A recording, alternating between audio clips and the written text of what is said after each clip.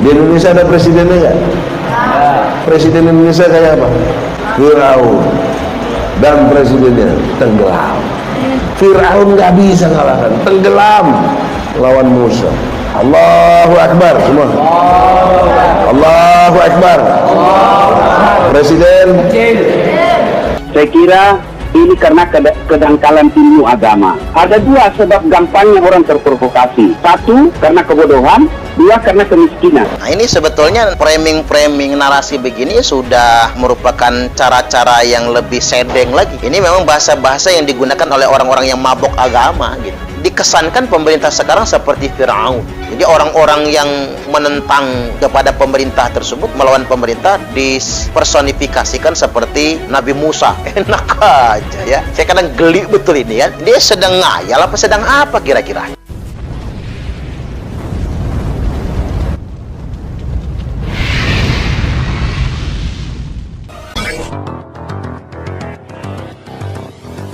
Kenyataan di Indonesia ada nggak ciri-ciri yang Firaun lakukan? Suaranya itu tanda penakut itu. Untuk apa Anda tadi nyebut-nyebut Allahu Akbar? Untuk apa? Presiden kecil, Firaun nggak bisa ngalahkan, tenggelam. Kalau itu merasuk dalam jiwa kita, merasuk dalam pikiran kita, nggak terkalahkan kita, nggak ada yang bisa ngalahkan kita. Luar biasa kita punya negara Indonesia dibawa kepemimpinan Bapak Presiden Republik Indonesia Insinyur Joko Widodo. Firaun dihina orang, disembelihnya, jangan macam-macam. Lihatlah penguasa-penguasa zolim, penguasa-penguasa yang rata-rata ngikuti cara Firaun, berlaku sewenang-wenang, menindas, memecah belah, bahkan tentaranya itu dan polisi itu sombong-sombong. Ya beda jauh dong. Masa Pak Jokowi kemudian disamakan sama Firaun? Firaun itu apa dosa terbesarnya? Pertama, dia ngaku Tuhan. Pernah nggak dengar Pak Jokowi ngaku Tuhan? Nggak pernah kan? Malah kalem Pak Jokowi, dihina-hina orang yang nggak apa-apa toh. Jadi sekali lagi ini betul-betul framing narasi yang sangat menyesatkan. Jadi saya ingin tegaskan kepada Anda semua, kalau ada selepel ustadz atau selepel kiai, penceramah, orang ngomong agama, membangun sebuah narasi pemerintah sekarang itu Firaun dan yang menentang pemerintah dan Nabi Musa, saya tegaskan pada kesempatan kali ini, dia sedang memfitnah sebetulnya. Pemahaman agama yang sangat dangkal, ini sumbernya. Jadi motifnya bisa jadi karena kedangkalan agama. Sangat tepat apabila polisi bertindak cepat untuk menangkap ataupun memproses secara hukum. Kaitannya dengan tema kita, fungsi masjid. Masjid ini sebagai pusat kebudayaan. Tapi kita lihatlah di seluruh Indonesia, masjid-masjid dikooptasi. Nggak boleh begini, nggak boleh begitu. Jangan jadikan masjid buat panggung politik. Masjid ini tempat kita mengingat Allah. Betul apa betul? Iya apa ya? Artinya kita ini jangan sampai menjadi talafi. Orang yang berjubah agama, orang yang berjubahkan sunnah, orang yang berpenampilan islami, tapi kerjanya menebar permusuhan, menebar kebencian. Bangun masjid di Saudi, di Mesir, tidak gampang bikin masjid. Harus dapat izin dari presiden dan pemerintah setempat. Di Indonesia, ada duitmu, ada lahan, bikin masjid, di belakang urusan izin membangunnya. Ceramah dibatasi, harus yang punya sertifikat segala macam.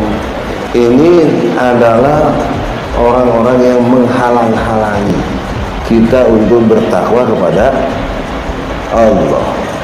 Kau cari negara seperti Indonesia yang luar biasa, dakwah. Kau pikir sulit di Indonesia berdakwah? Bandingkan di Saudi. Biar dia sarjana agama, hafal Quran, tidak punya sertifikat dari negara, tidak bisa dia ceramah.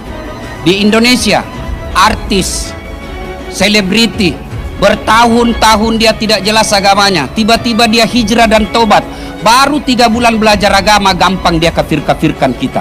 Kami hidup di negeri Indonesia yang tidak menjalankan hukum-hukum-Mu, ya Allah. Kalau ini salah pemimpin kami yang serakah, fasik, zolim, musyrik, kafir, murtad, cabutlah kekuasaannya ya Allah. Bahkan secara negara ini karena moral pemimpin yang tidak dijaga amanahnya ya Allah. Dia menganggap dirinya paling pintar, dirinya paling hebat, Coba lihat gayanya itu kan, dia seperti orang suci kan. Kita dibohongi. Itu bukan ulama kok. Dia aja ngaku-ngaku ulama. Ulama mana ada yang kayak gitu? Karena saya bukan ustadz, saya bukan ulama. Karena saya bukan ustadz, saya bukan ulama. Karena saya bukan ustadz, saya bukan ulama. Jangan terlalu sombong. Kamu sendiri gak ngerti Quran, kok ngajak orang awam untuk melihat Quran. Padahal yang kayak gitu tuh memalukan kita umat Islam. Malu kita sebagai umat Islam kan. Kok ada orang dakwah begitu modelnya. Tapi yang saya herankan itu dia ceramahnya mabok, yang ngedengerin tambah mabok semua. Bangsa kita 73% rakyat Indonesia yang beragama Islam tidak bisa baca Quran, tidak bisa baca Quran. Menggunjing menghabiskan pahala, rugi Anda. Kalau ustadz kelas gunjingnya kelas tinggi yang dipengaruhi umat, alasannya sih macam-macam untuk mengajak kepada kebaikan dan seterusnya, ngomongin kejelekan, nambah terus, ditambahi sama prasangka buruk, nggak jelas pun akhirnya diomongin karena untuk memperkuat gunjingannya. Allah, serem. Prasangka buruk ini macam-macam sebabnya, ya mungkin masalah politik juga ada, masalah rebutan donatur. Saya juga sedih, orang dekat saya pun juga banyak yang belum bisa baca Quran, bahkan Quran diabaikan. Banyak baca Al-WA daripada Al-Quran. Ya Allah,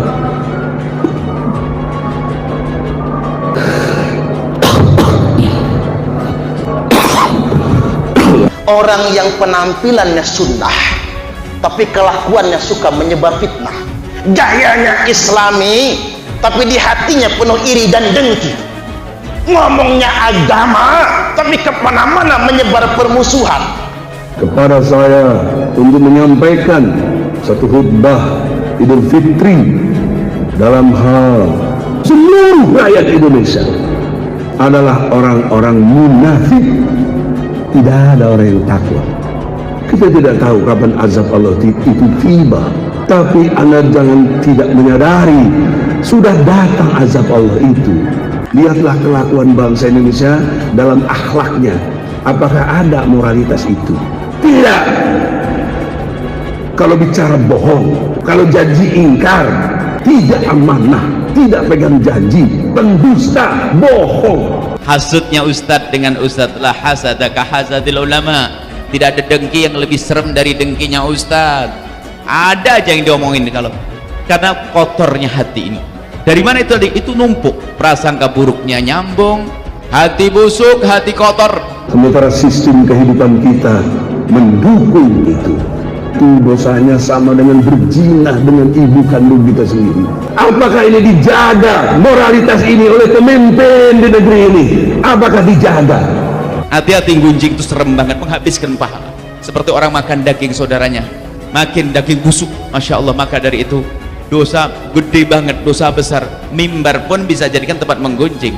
Kini tak sudah ngerti, tahu ndak? Sudah tahu maksudnya siapa? Allah.